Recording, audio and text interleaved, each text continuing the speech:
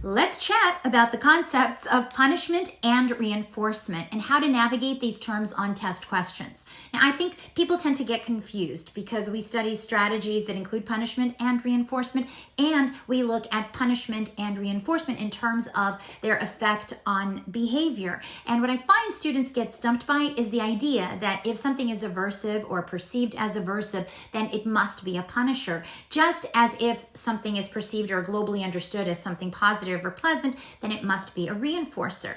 What I want you to key into on test questions is not whether or not the consequent stimulus was pleasant or aversive in order to make those punishment or reinforcement discriminations, because that's subjective. That's your opinion.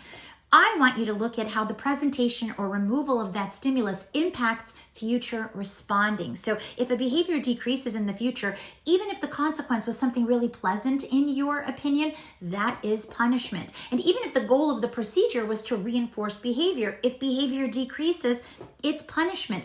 The behavior is punished. And similarly, yes, something like a timeout could increase behavior. And we have to think about that when we implement what we think is a punishing stimulus, but yet the outcome on behavior is an increase in that behavior, meaning that this so-called punishing stimulus actually reinforced behavior, increased behavior. So why am I telling you all this? Because on test questions, before you decide if something is punishment or reinforcement, make sure you first and foremost identify what happens to the behavior in the future.